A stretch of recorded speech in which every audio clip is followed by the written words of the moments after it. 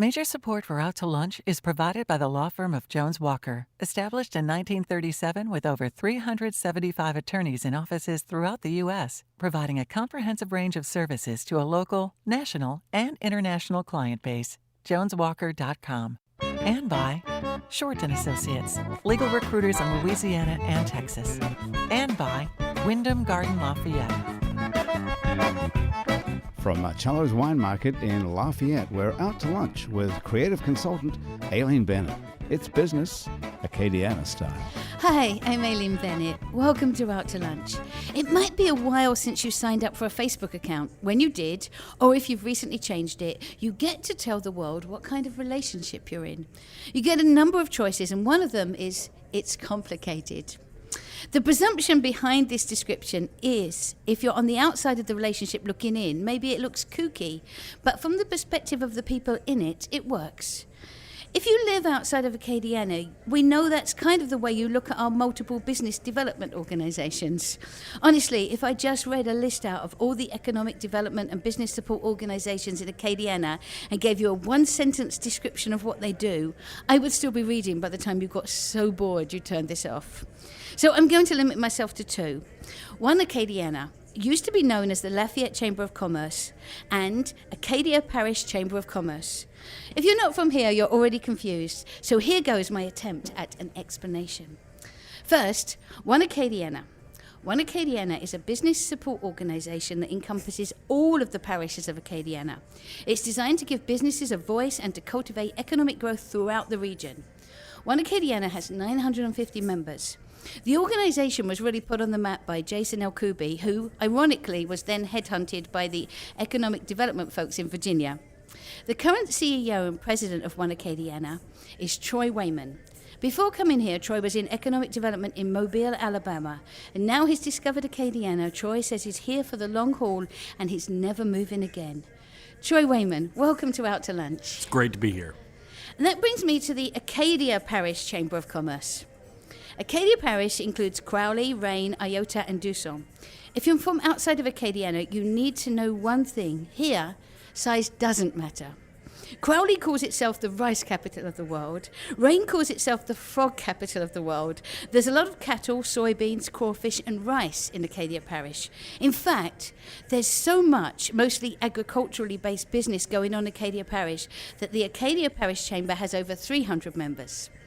The president and CEO of the Acadia Parish Chamber of Commerce is Amy Thibodeau. Amy, welcome to Out to Lunch. Thanks for having me.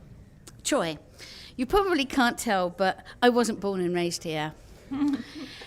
I didn't notice, and neither was I. So I know what it's like to move to Acadiana and to work in the business world here.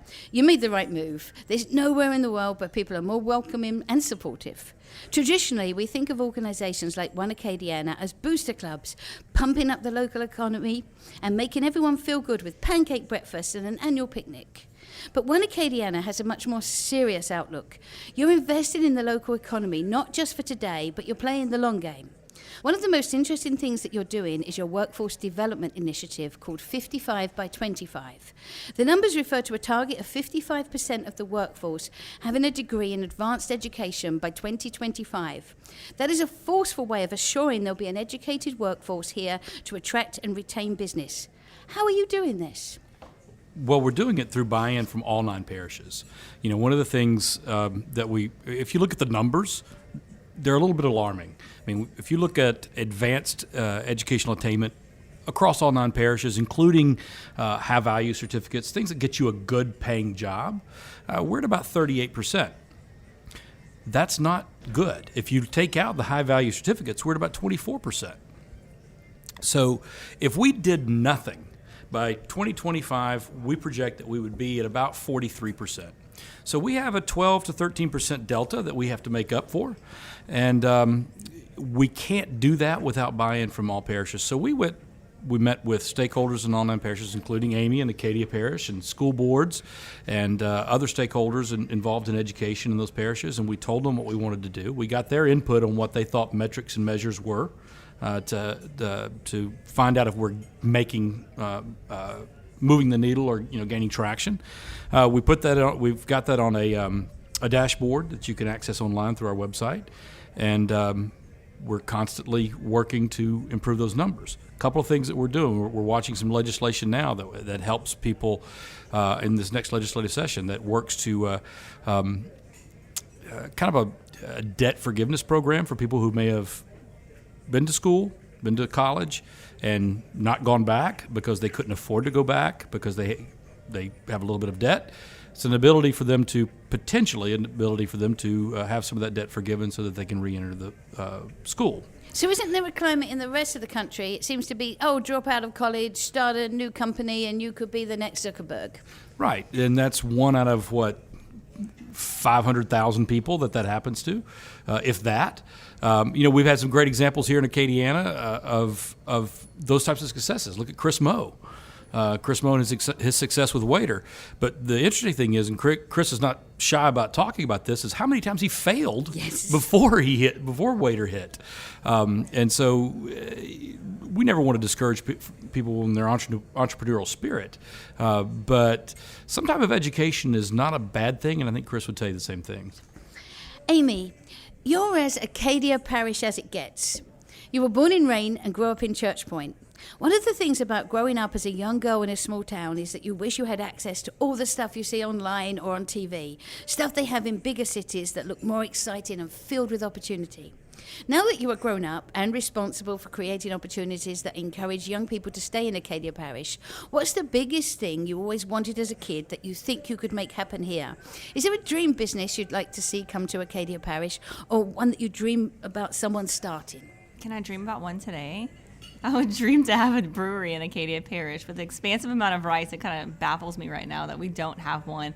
And frankly, I'd probably plop it right next to the interstate, which has, thousands of cars that pass by during the day. But you want a brewery on the side of I-10? Yes. Yeah. I mean,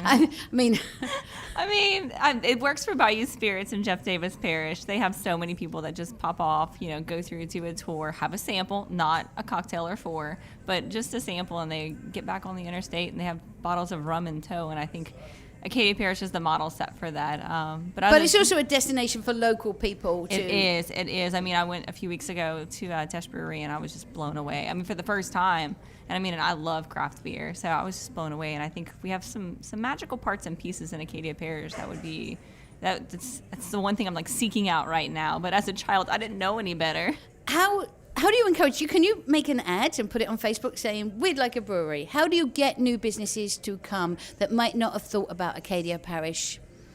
Oh, wow. Yeah, we have a really great social media presence in addition to our online presence. So we're always talking about what's great about Acadia Parish, what's great in our community. So tell me, what is great about Acadia Parish? Oh, my goodness. It's close enough to Lafayette to get to the amenities. So, as a child, I did miss out because we did come here quite a bit. You have, the downtown alive feeling. You've got the shopping. You've got the restaurants. You've got the retail. That's close enough. But when you drive back to Acadia Parish, you're in a small town. Life is quiet. It's slow. You don't have the traffic of Lafayette, and the houses and the living is just beautiful. We have some of the most beautiful historic homes I've ever seen, and I've traveled quite a bit. It rivals New Orleans. It really does. They're just gorgeous.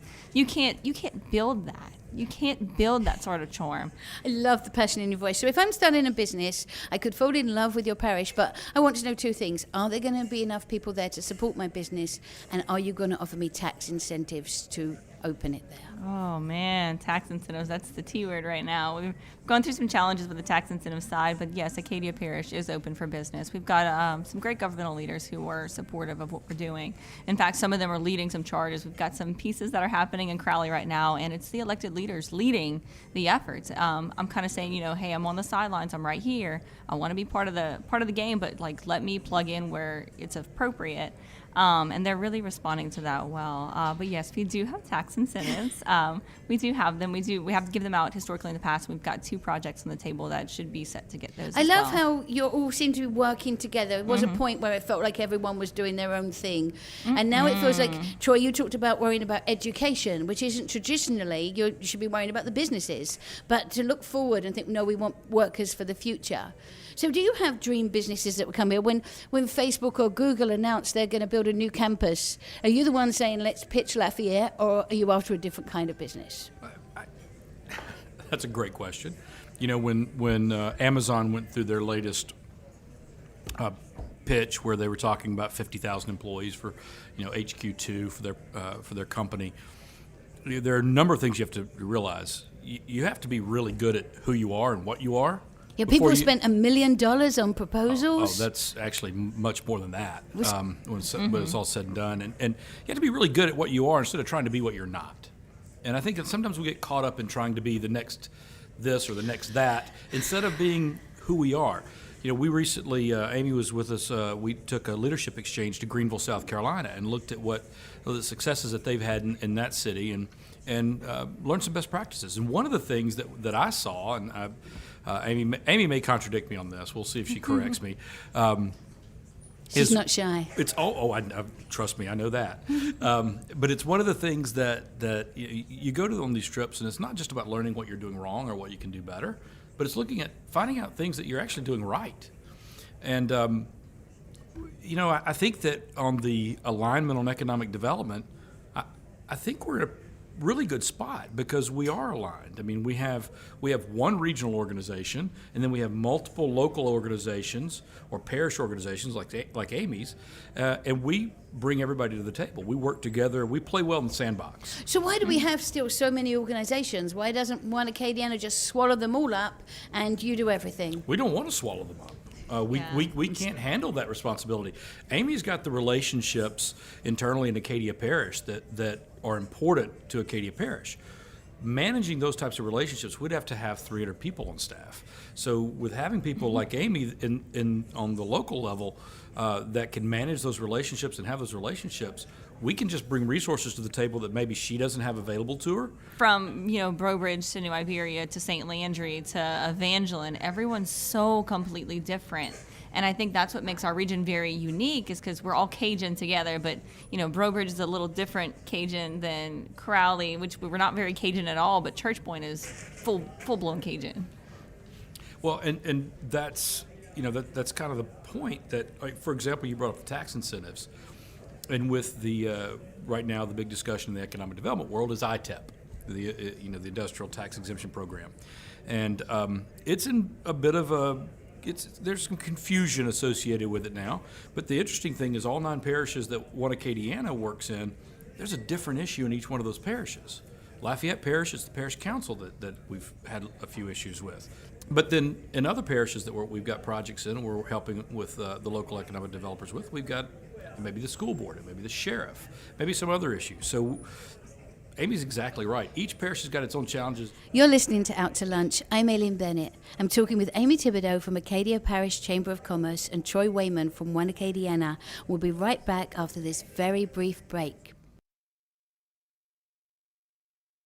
You're listening to Out to Lunch. I'm Aileen Bennett. I'm talking with Troy Wayman from One Acadiana and Amy Thibodeau from the Acadia Parish Chamber of Commerce. So which way round does it work? Does Amy come up with an idea for Acadia Parish and come to you to help, or do you come up with an idea and go to Amy to help? Two-way street, yeah. Both. Always both. I mean, we've been with One Acadiana since the very early beginning, and it's been a great relationship. And I mean, I don't know if Troy knows this, but maybe I'm cheating because his staff is literally an extension of my own staff. Exactly right. There's certain things that I just can't do. I mean, I would love to go to every trade show conference in the nation and market my community. But you have to be in Acadia Parish occasionally. And it's not feasible financially for us either, but One Acadiana being a regional partner organization, they can do that and represent all of us and know what's great about each parish and sell that piece. I mean, I don't expect to go to a technology conference and them talk about Acadia Parish, but if we're talking about, manufacturing or, oil and gas industry or agriculture, yes, Acadia Parish is going to come up, but they know what our strengths are in Acadia Parish. And it's, I mean, she's exactly right.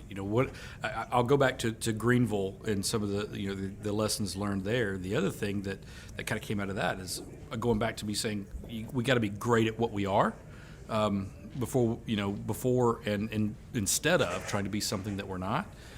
So who are we? What are our strength points? What are your strength points for Acadiana? And then, Amy, I'm going to ask you the same question. I mean, for Acadiana, honestly, it's culture. I mean, you've got a workforce here. You've got a work ethic here. You've got I think it was, Amy, it was you that brought it up when we were talking about the entrepreneurial spirit and the fact that the Cajun culture and their ability to engineer anything. Yes. Anything. I mean, look at something on an oil rig and say, you know what, that doesn't work right. I bet I've got an idea to fix that. And the next thing you know, they've started a business and they've made a bunch of money. And Moving here, what were you surprised by that you didn't know already about Acadiana? that's a great question. This is going to sound this is one of those intangible things that you don't know till you experience it. The warmth of the people. I'll be honest with you. I was in Mobile for 10 years. Before that, I was in Montgomery for 23 years. And both places, great places, Southern hospitality, the whole bit. Neither compared to what we felt when we moved to Acadiana. From my kids, we drug a 13-year-old girl out of the place that she'd grown up. And I bet she was happy. Oh, she was thrilled. No eye rolling at all. But no, in all truthfulness, she had friends before she got here because we enrolled her in school and the class list was released and the girls in her class reached out to her on social media. She had a group of friends before she ever set foot on the ground in Lafayette. Does it help not being from here because you know how to explain this place to other people because you've experienced other places? I think it helps. I had somebody ask me a question one time. Actually, it was Stephen Wagasback with La Vie. Stephen asked me. He said, "Do you feel there's a little bit of apathy? That people are just kind of." And I said, Stephen. My perspective, being at that time, I'd been here 6 months. I said, I don't think it's apathy. I think that people here genuinely don't think it could be any better. They think it's so good that it couldn't be any better. And I said, that's a great problem to have. But at the same time, there are some things that we could do better. I still think that in Acadiana, we've got a litter problem. I think we have a pretty severe litter problem. One of the things that struck us in Greenville is how, spotlessly clean that place is. It's a pride of place issue. It's about being proud of where you live. It's that ownership thing. Yeah, I always say, do you throw hamburger wrappers on the floor of your house?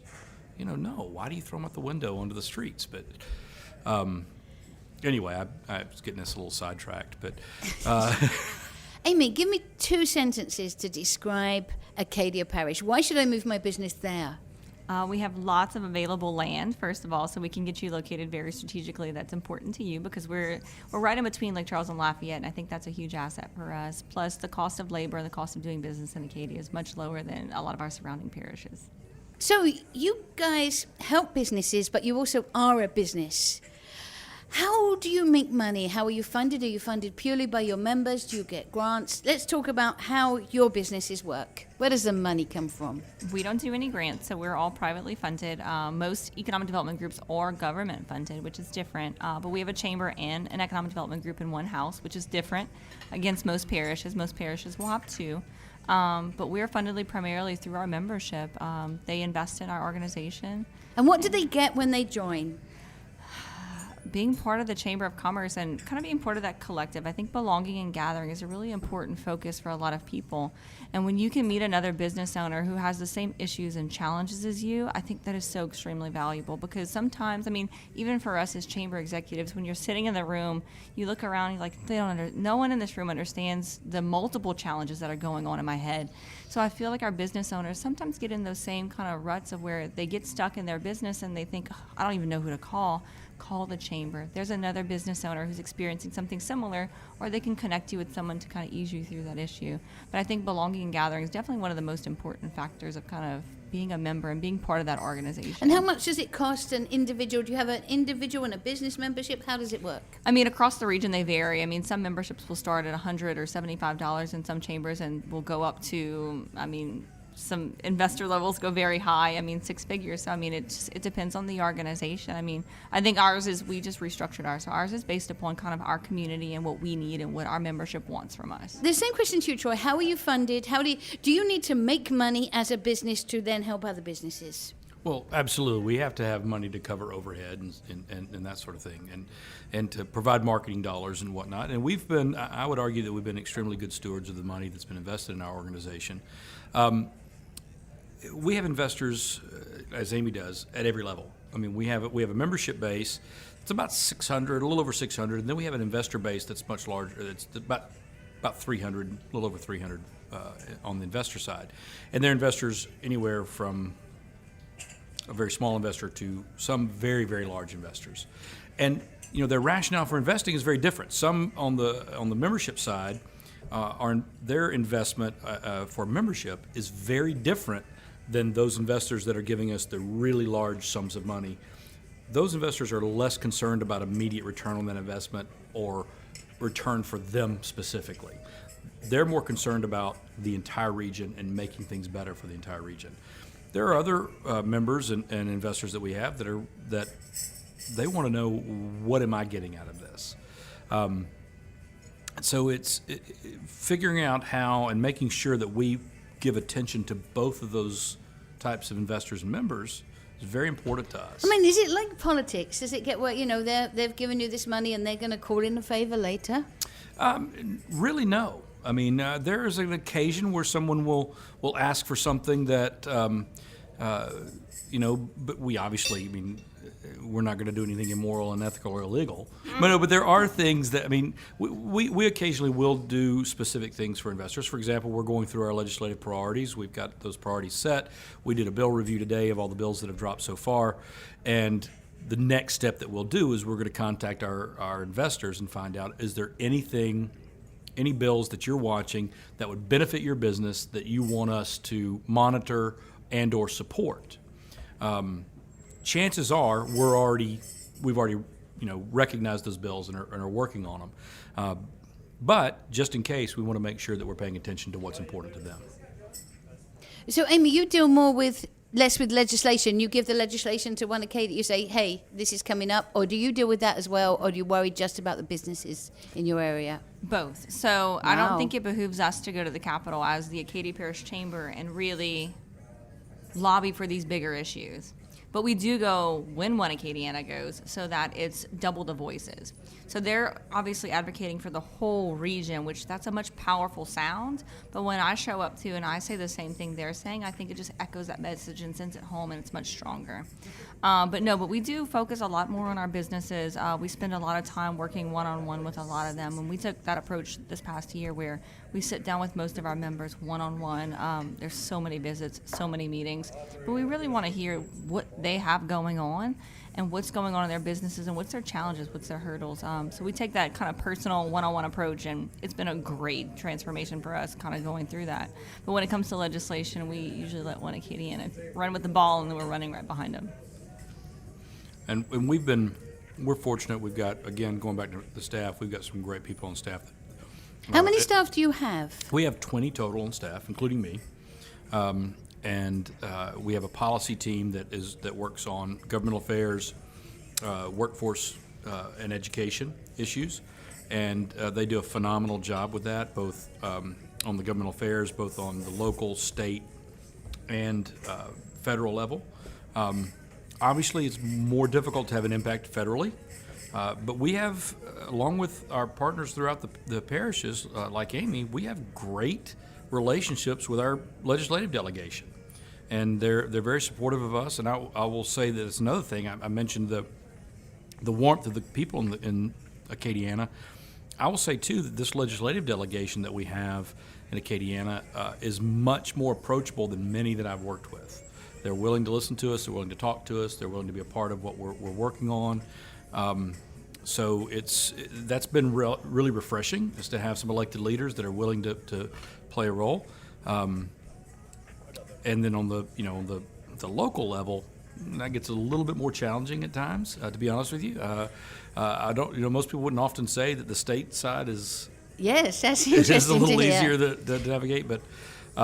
Not saying there aren't challenges in both ways, but I do think that we've got the majority of our elected officials we see they're doing what they think is best for either the local community or the region. We may disagree with them, but their heart's in the right place on it. Nice. It's nice to hear that everyone is coming from the same direction at last. I think we've needed that for the most while. part. That's exactly where I was going to follow it up with. Generally. For the most part. Got some rogue people out there. But. When something big happens in economic development, like Amazon building a new headquarters, we all hear about it. What we don't hear about are the smaller economic development deals, but they're going on every day. Whether it's in Acadia Parish or any of the parishes under the umbrella of one Acadiana, all kinds of business depend on all kinds of economic development. And our towns and cities depend on these economic development partnerships to attract and retain business. Troy and Amy, thanks for everything you do for Acadiana business, and thank you for taking the time to join me today on Out to Lunch. Thanks. Thank you. My guests on Out to Lunch today have been Troy Wayman, President and CEO of One Acadiana, and Amy Thibodeau, President and CEO of Acadia Parish Chamber of Commerce. You can find out more about One Acadiana and Acadia parishes by following the links on our websites, krvs.org and itsacadiana.com. The producer of our show is Grant Morris. Our technical producer is Eric Morrell. Our researchers are Anne Christian and Ali Coates.